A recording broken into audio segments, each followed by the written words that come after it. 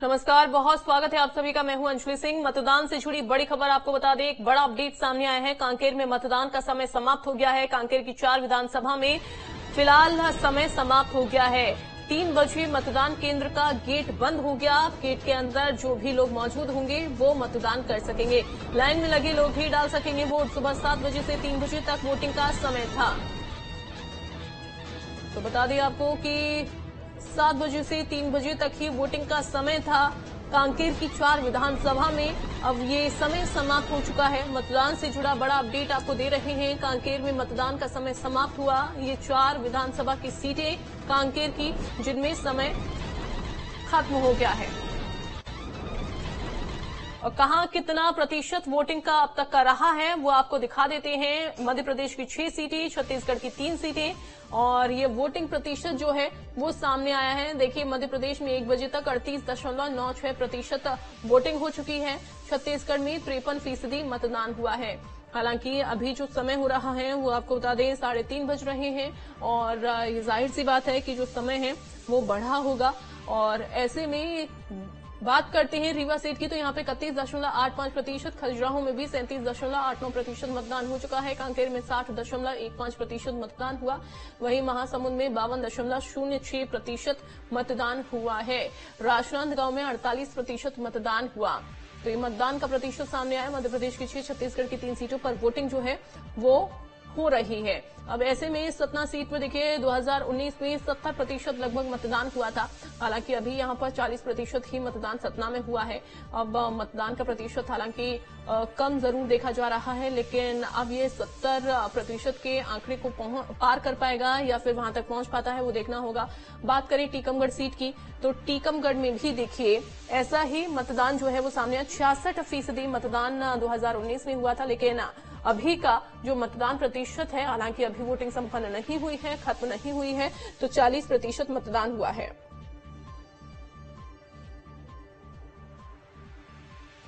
अब देखिए रीवा की अगर हम बात करें तो रीवा में भी देखिए 60% मतदान जो हुआ था वो 2019 में हुआ था। लेकिन अभी का जो मतदान प्रतिशत 31.85% सामने आ रहा है, जिसमें अब ये देखा जा रहा है कि मतदान जो है वो कम हुआ है, मतदान का प्रतिशत कम जा रहा है। लेकिन ये कितना बढ़ता है शाम को, चूंकि 7 बजे से 6 बजे तक वोटिंग होनी है, तो 6 बजे तक कितना मतदान का प्रतिशत बढ़ेगा और ये उतने आंकड़े को छू पाता है, पार कर पाता है या नहीं, वो भी देखना होगा। लेकिन ओवरऑल देखें तो जो फर्स्ट फेज की वोटिंग हुई थी उसमें भी मध्य प्रदेश में मतदान का प्रतिशत काफी ज्यादा कम रहा था, उसको लेकर चिंता जताई गई थी। अब खजुराहो में भी 37.85% का मतदान 1 बजे तक जो है वो सामने आया है। कांकेर में 60.15% तक का यह मतदान है। वहीं आपको बता दें कि कांकेर की 4 विधानसभा सीटें ऐसी हैं जहां पर फिलहाल तो खत्म हो गया है मतदान। महासमुंद में 52.06% मतदान है। राजनांदगांव में भी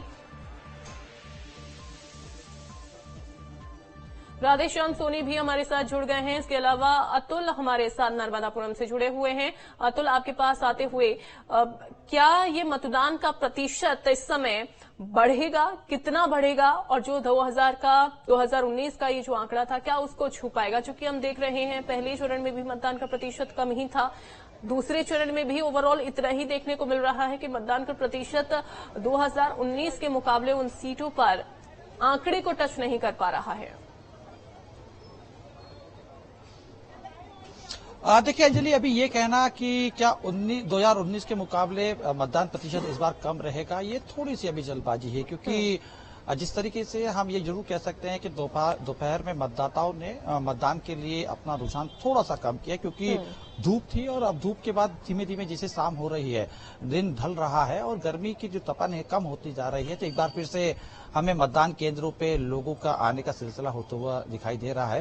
देखिए मैं तस्वीरों में आपको दिखाता हूँ तमाम अब से कुछ देर पहले जहाँ पे जब यहाँ पे सिर्फ खाली लाइनें थी, यहाँ पे कुछ भी नहीं था, यहाँ पे सिर्फ अधिकारी लोग बैठे हुए थे और पूरा जो केंद्र था वो सूना पड़ा हुआ था। लेकिन अब कहीं ना कहीं इक्का तुक्का लोग यहाँ पे आना शुरू हो चुके हैं और धीमे धीमे ये अनुमान लगाया जा रहा है कि धीमे धीमे जैसे शाम की तरफ स्थिति बढ़ेगी, लोग यहाँ पे आएंगे और एक बार फिर से लाइन जो हमें दिख रही थी वो लाइन यहाँ पे लगती हुई दिखाई देगी। लोग निकल रहे हैं और मतदान करते हुए जा रहे हैं। देखिए कुछ लोग भी हैं, मैं उनसे जरूर समझने की जरूर कोशिश करूंगा कि आखिर किस मुद्दों के ऊपर मतदान हुआ है और क्या जो 2019 की स्थिति थी उस स्थिति तक हम पहुंच पाए हैं या नहीं, ये समझने की हम जरूर कोशिश करेंगे। देखिए अब लोग यहाँ पे बैठे हुए हैं और किस मुद्दों के ऊपर मतदान करने अंदर जा रहे हैं। आपने मतदान कर दिया? क्या मुद्दे रहे, किस मुद्दे पे आप मतदान करने आए, क्या सोच के मतदान करने आए थे? इनसे पूछ क्या रहे आप लोग? महंगाई रही क्या?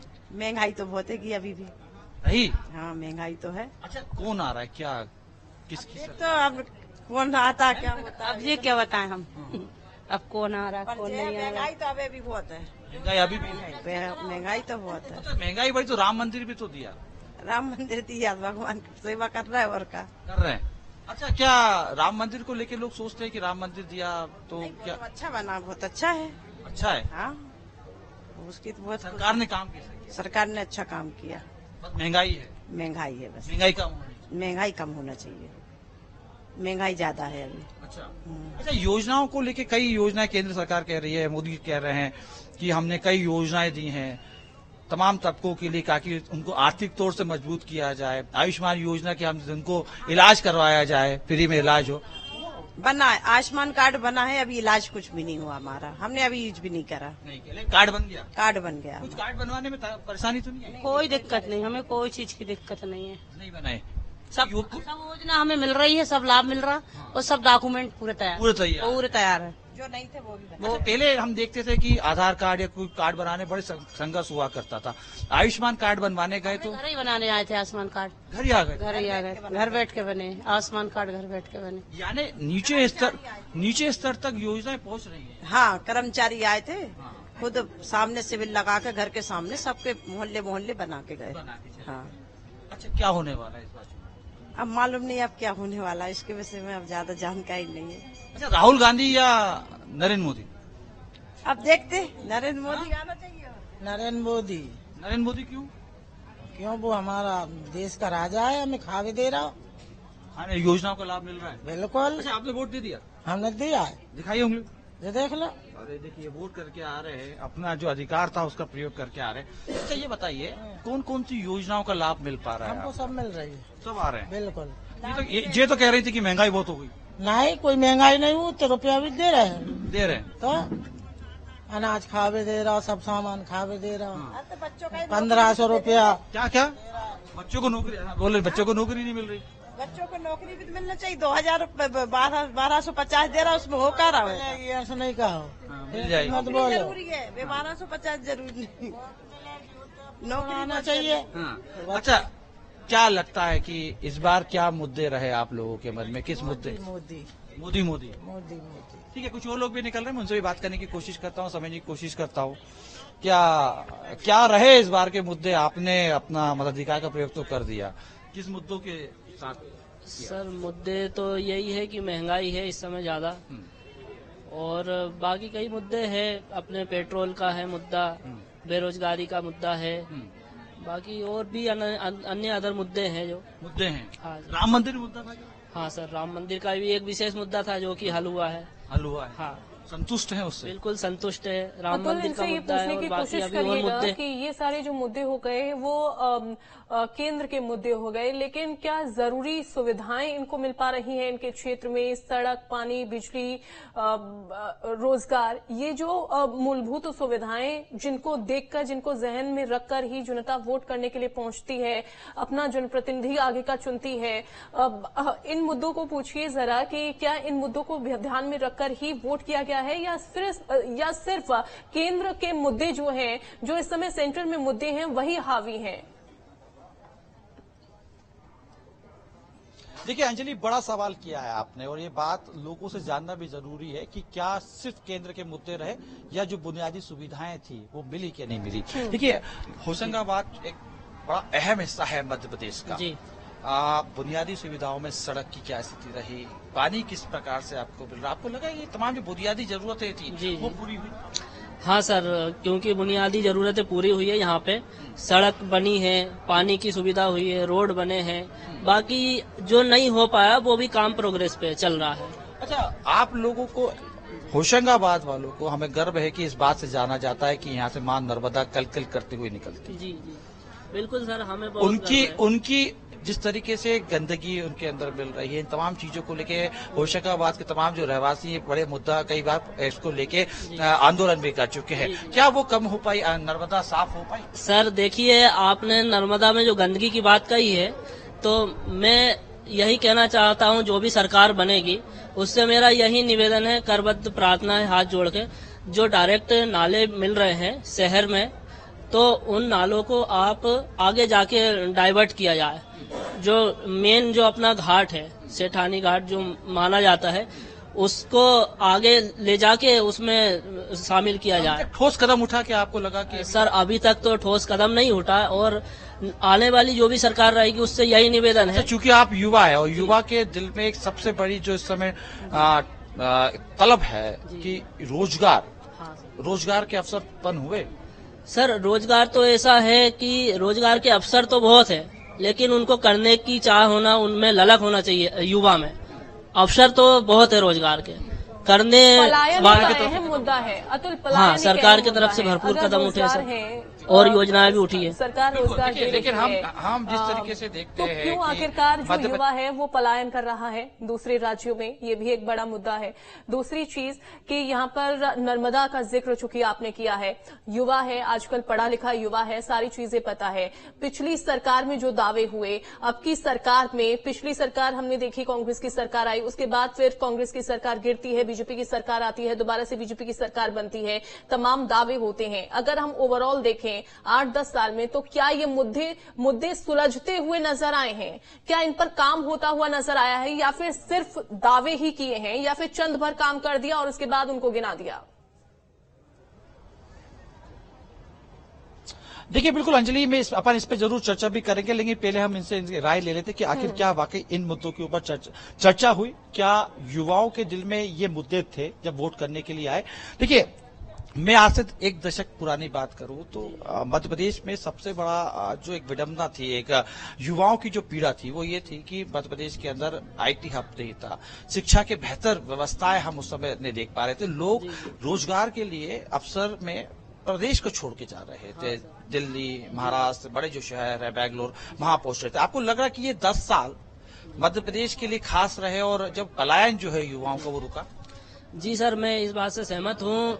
जो 10 साल में जो सरकार आई है मोदी जी की, उसमें विशेष यही रहा कि शिक्षा, रोजगार, स्वास्थ्य, जो भी समस्याएं थी वो सब हल हुई है, और उस पर विशेष सरकार का योगदान रहा है।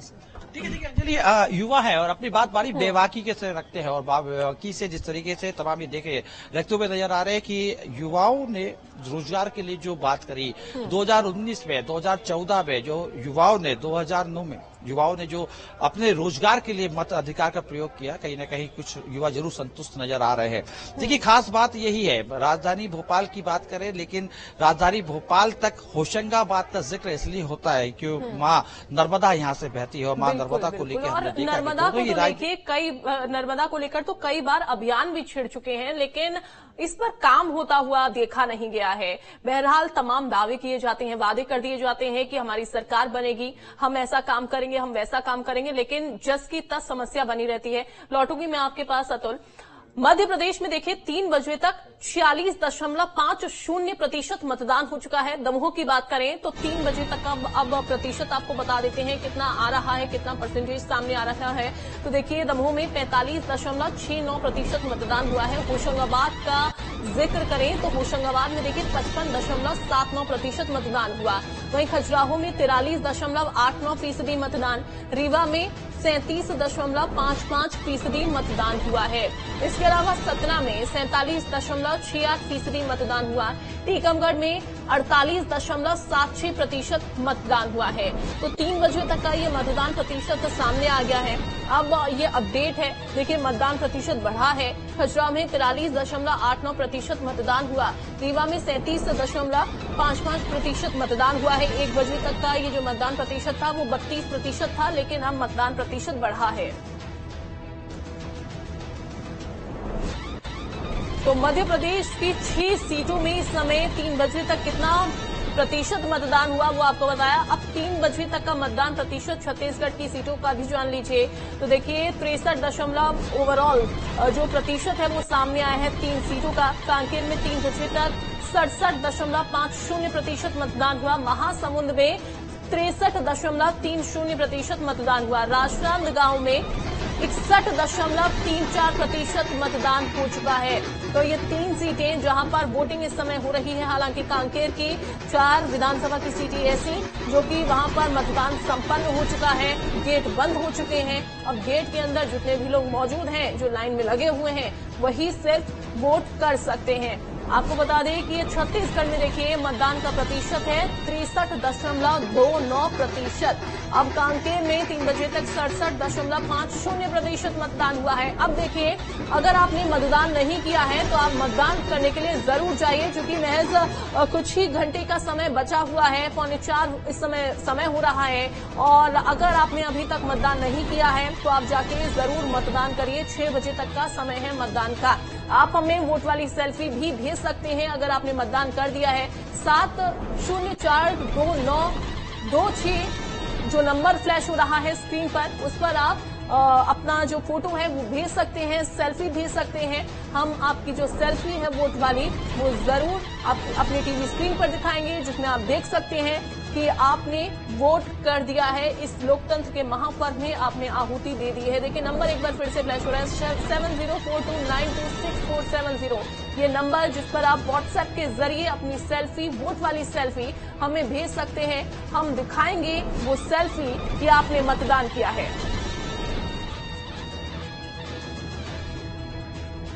राजनांदगांव से अखिलेश हमारे साथ जुड़ गए हैं।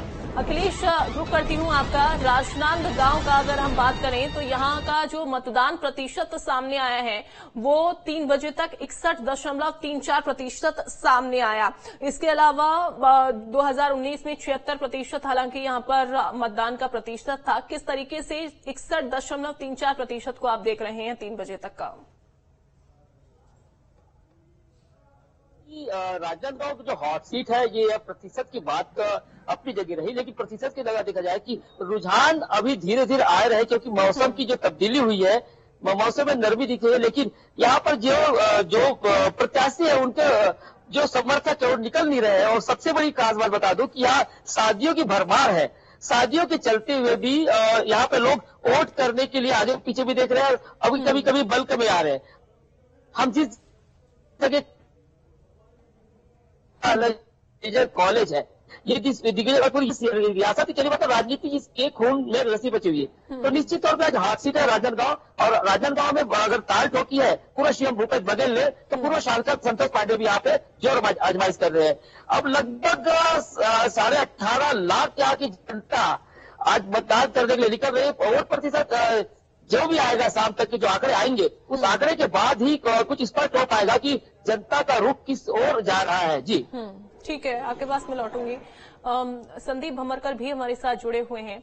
संदीप, ओवरऑल अगर 6 सीटों का समीकरण अगर मैं आपसे जानूं, अभी तक मतदान का प्रतिशत जो सामने आया है वो अगर मैं जानूं, किस तरीके से आप इसको देख रहे हैं? पहला सवाल।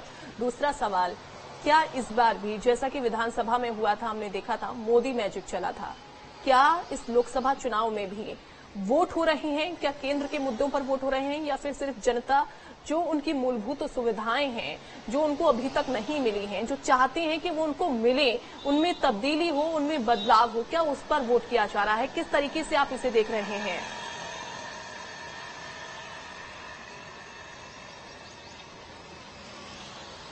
देखिए, ये वो मतदाता है जो कुछ ना कुछ तय करके निकला है, और इसीलिए ये वोटों की संख्या ज्यादा है। और जो मतदान प्रतिशत 46% के ऊपर है, यानी 46.50 है, जो 47 के आसपास में कहा जा सकता है। तो ये मतदान प्रतिशत उतना उत्साहजनक तो नहीं कहा जा सकता, लेकिन हमें उम्मीद ये इस बात की रहती है कि मतदान प्रतिशत 70% होगा, 75% होगा, 80% तक पहुंच जाएगा। जब आपको 80% की आदत लग गई हो, तब आपको 40% कैसे संतुष्टि दे सकता है? यही बात है बस। और चूंकि ये आंकड़ा केवल 3 बजे तक का है, 46% एक ठीक ठाक मतदान कहा जा सकता है उस दौर में जब आप तीखी गर्मी झेल रहे हैं, जब आपके परिवार में शादियां हैं, रिश्तेदारों के यहाँ पर गए हुए हैं, उसके बावजूद 46% एक अच्छी खासी तादाद है। कोशिश इस बात की थी कि लोग जो है वो मतदान देने के लिए अपने घरों पर जरूर रहें। पिछले जो पहले चरण के में ये देखा गया था कि जो आदिवासी इलाकों में अधिकांश तादाद ऐसे लोगों की थी जो मजदूरी करने के लिए क्षेत्र से पलायन कर गए। ये सीजन का वक्त है और ऐसे में वो घर उनके खाली थे और वो गलती इस बार थोड़ी सी ठीक की गई है और कई इलाकों में छतरपुर, पन्ना, टीकमगढ़ जैसे इलाकों में, यहाँ सागर दमोह साइड में, यहाँ पर कलेक्टरों ने ये कोशिश की है कि पलायन करने वाले मजदूरों को वापस लाया जाए। कोशिश की गई। वक्त से पहले लोगों को कहा गया कि आप अपनी शादियों को इस तरह से मैनेज करें कि आप मतदान भी कर पाए। दूर दराज शहरों में जाना है तो लौट कर कैसे आना है, या परिवार के 2 लोग या 3 लोग बाद में जा सकते हैं, ये सारी समझाइशें काम की है। इसीलिए शायद ये मतदान प्रतिशत इतना देखने को मिल रहा है। 3 बजे के वक्त में हम पहले चरण के मतदान को देखें तो इससे कम था, यानी कि इस बार उम्मीद जताई जा सकती है कि पहले से ज्यादा मतदान प्रतिशत होगा। पहले चरण में 67% के आसपास में टोटल वोटिंग हुई थी। अभी जो वोटिंग है इतनी रहे, इससे ज्यादा हो, इस बात की उम्मीद इसलिए है क्योंकि अभी तक का मतदान प्रतिशत पहले से बेहतर दिखाई दे रहा है। देखिए शादियां, गर्मी का मौसम, तीखी गर्मी, ऐसे वक्त में कहीं न कहीं ये भी संदीप, गर्मी का असर तो पड़ता हुआ दिखाई दे रहा है। जो दूसरा सवाल था उसका जवाब मैं आपसे लूंगी, लौटती हूँ मैं आपके पास। राधेश्याम सोनी भी हमारे साथ बने हुए हैं। राधेश्याम, आपके पास क्या अपडेट है? मौसम में तब्दीली हुई है क्या? इस समय मतदाताओं का घरों से निकलना फिर से शुरू हो गया है?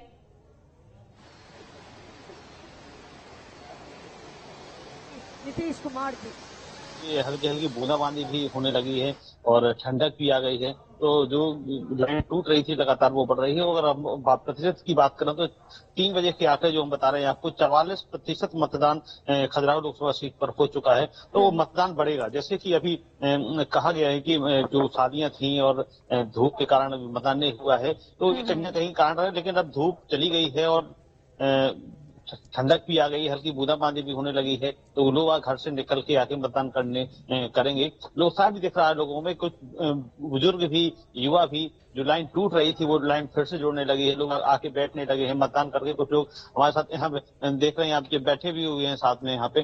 तो मतदान करके जो लोग आ रहे हैं यहाँ पे आराम से बैठ भी रहे हैं और भी लोग, काफी भीड़ यहाँ पे अब जोड़ना शुरू हो गई है। और मतदान जो जिस हिसाब से बताया जा रहा है कि अभी 44% हो चुका है, तो 6 बजे तक लगभग ये मेरा अनुमान है कि 65 और 70 के समथिंग ये अनुपात प्रतिशत जो है खजुराहो लोकसभा सीट तक पहुंचना चाहिए। बिल्कुल। तो एक बार फिर से मौसम में तब्दीली हुई है और साथ ही मौसम में तब्दीली के साथ लोगों का घरों से निकलना एक बार फिर से शुरू हो गया है।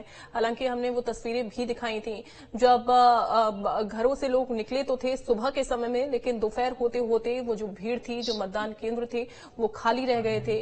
इक्का दुक्का लोग ही वहां पर पहुंच पा रहे थे। लेकिन एक बार फिर से लोगों का घरों से निकलना जो है वो शुरू हुआ। अब देखिए जो तस्वीरें आपको दिखा रहे हैं, प्रहलाद पटेल पहुंचते हैं, उसके बाद वहां पर जो सेल्फी पॉइंट बनाया गया उसमें वो सेल्फी लेते हुए नजर आते हैं। आदर्श मतदान केंद्र भी बनाए गए हैं।